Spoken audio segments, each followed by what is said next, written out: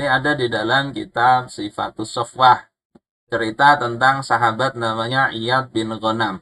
Ini sahabat yang ikut dalam perjalanan Rasulullah pada perjanjian Hudaybiyah. Ini masih kerabatnya Abu Ubaidah bin Al-Jarrah. Jadi ketika Iyad bin Ghanam ini diangkat sebagai gubernur di daerah Syam, maka datang sekelompok keluarganya. Maka Iyad bin Ghanam menerima mereka dan memuliakan mereka.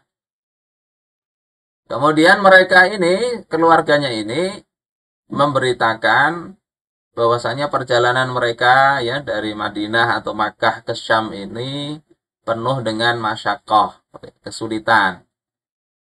Kemudian mengharap ada pemberian dari Iyad bin Ghanam untuk ongkos perjalanan.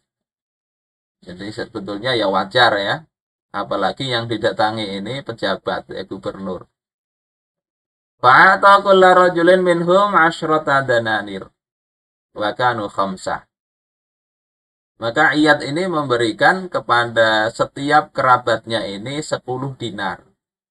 10 dinar ini kalau sekarang ya kalau diemaskan itu 42,5 gram emas. Masing-masing dikasih seperti itu. Keluarganya tadi menolak, marah dan mencela Iyad bin Ghanam. Kok cuma sedikit ngasihnya, bahasa kita begitu. Datang-datang jauh ya. Kalau sekarang mungkin pakai pesawat mudah. Kalau dulu kan pakai onta atau pakai kuda. Ribuan kilometer berjalan itu cuma dikasih 10 dinar. Maka Iyad bin Ghanam kemudian mengatakan, "Wahai anak pamanku, demi Allah, aku tidak mengingkari kekerabatan dengan kalian. Tidak juga mengingkari hak-hak kalian sebagai kerabat. Apalagi setelah kalian itu melakukan perjalanan jauh. Faham saja. Akan tetapi aku nggak punya duit," kata Iyad bin Ghanam. "Aku tidak bisa memberi lebih kecuali dengan aku harus menjual budakku. Atau menjual harta-harta bendaku. Maka maafkanlah aku. Maafkan aku. Nggak punya lagi duit." Apa kata kerabatnya yang datang tadi? "Demi Allah, kami nggak bisa menerima alasan engkau. Engkau itu kan gubernur dari separuh Syam. Syam itu sekarang Suriah, Palestina, Lebanon, itu ya. Jadi itu dulu satu kegubernuran, satu provinsi. Dan Iyad bin Ghanam ini separuhnya menjadi penguasa daerah itu. Masa misalnya bahasa kita, masa seorang gubernur nggak punya duit? Kami nggak bisa terima alasan itu." Ya. Apa kata Iyad bin Ghanam? Ya. "Apakah kalian menyuruhku untuk mencuri hartanya Allah Ta'ala?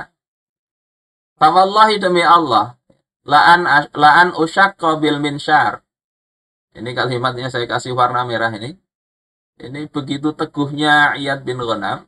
"Andai aku ini dibelah tubuhku dengan gergaji. Ahabu ilayya min an akhuna fulusan au ata'adda." Lebih senang aku dibelah dengan gergaji itu daripada aku mengkhianati harta negara dengan satu fulus. Fulus itu uang yang lebih kecil dari dinar. Ya, dinar, dirham, kemudian pecahan-pecahan kecil itu disebut fulus. Ya, kalau kita ini uang-uang recehan. Satu uang recehan, aku berkhianat mengambil itu dari harta negara, itu lebih memilih aku ini dibelah dengan gergaji. Ini kata Iyad bin Ghanam marah dengan saudaranya tadi. Sudah dikasih 10 dinar, merasa kurang, menyuruh minta yang lebih. Padahal nggak ada lagi hartanya. Maka mereka mengatakan, kami menerima alasan engkau itu. Tapi, tidakkah engkau bisa mengangkat kami ini sebagai amil, sebagai pejabat selevel bupati-bupati lah. Sehingga kami bisa menunaikan ya, pekerjaan, kemudian mendapatkan manfaat yang engkau sudah mendapatkannya itu. Sementara engkau kan mengerti kondisi kami ini, ya, bahwasanya kami ini tidak akan melampaui batas dari apa yang telah engkau berikan kepada kami. Andai diberi jabatan itu kami baik-baik saja. Angkat kami jadi pejabat.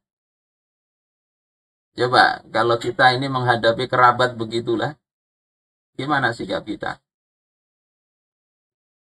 Susah untuk menolak. Kan? Jangankan kerabat ya, tim sukses saja minta jabatan, mungkin pada susah untuk menolak. Sehingga kadang tim suksesnya nggak kapabel, tetap diangkat, dicari-carikan jabatan. Ini kerabat, dikasih duit, merasa kurang, nggak punya duit lagi, beliau tidak mau ngambil duit negara, meminta jabatan. Begini jawaban dari Iyad bin Ghanam.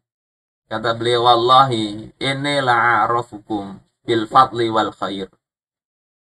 Demi Allah, aku mengetahui kalian punya keutamaan, punya kebaikan. Tetapi nanti ini bisa sampai kepada Umar bahwasanya aku mengangkat sekelompok orang dari kerabatku.